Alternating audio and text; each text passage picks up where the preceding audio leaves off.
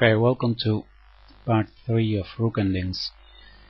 With this position that we see on the board, I want to explain something about what's called the long side and the short side in rook endings. We saw in the Philidor position in rook endings number 2 that in a certain position it was important to give checks from the side. The black rook was checking the white king from the side. In this position that we see here, the same idea is the way for black to achieve a draw, is to go with his rook to a1 and then start checking from this king from the side.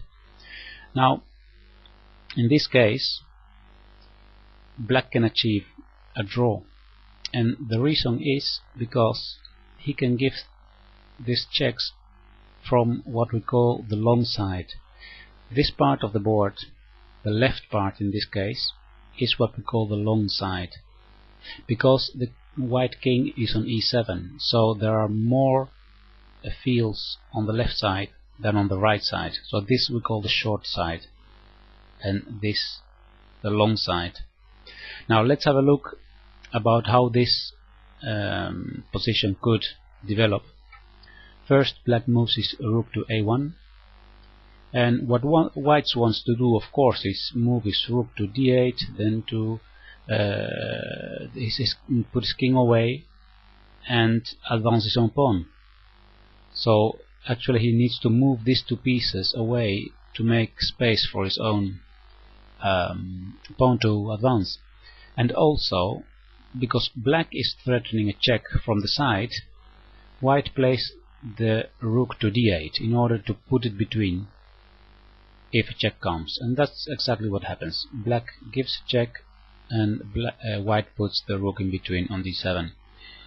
Then now the black rook goes to a8. There is not much to try for white except waiting one move by playing the rook to b7. Maybe you think it's possible to play the king to d6, but what then happens is that the black king comes closer to f6, and then it gets really very difficult for white, because after for example e7, then there are different ways for black to make a draw. One of them is going with the king to f7, and then he has total control of this square here, and there is practically no way for white to get that square, even not by playing his rook to d8, but then, because then the checks from the side come, and these checks there is no way to escape for white. So we go back to the position where we left. It's right here. White can play his rook to b7, and then comes the king to g6, and if white moves his king away to give space for his pawn to continue and promote, then black can play his king to f6, and after e7, king f7, again we see this same kind of position where black has total control of the field, the square e8. So this is a total draw. It could go like this, and then black simply waits, moving his rook back and forward and controlling e8. Okay, now the main idea was in the beginning starting position that black could give these checks on the long side. Now let's see what would happen if this would not be the long side but the short side. I'll show you.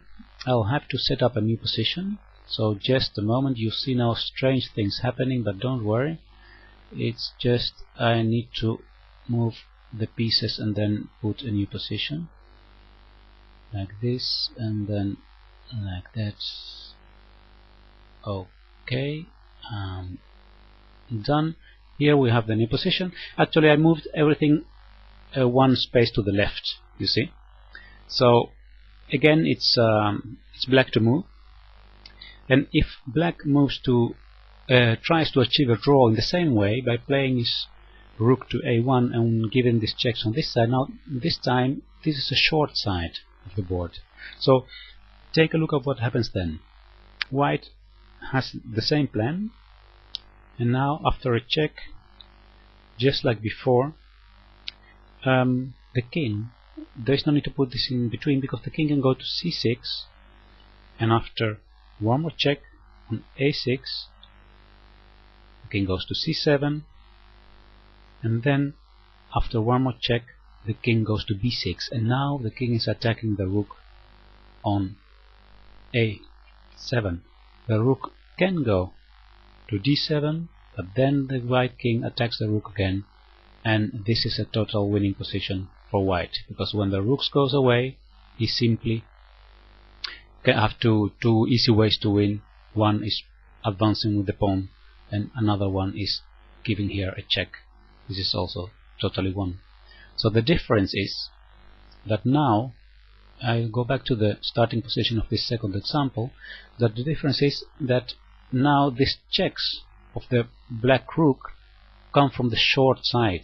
There are only 3 squares here, so the white king can go and attack the black rook easily, and so this means that black cannot achieve a draw in this position.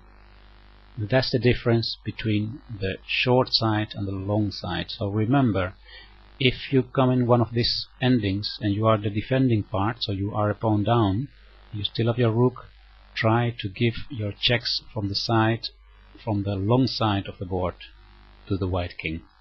Then you have a bigger chance of making a draw.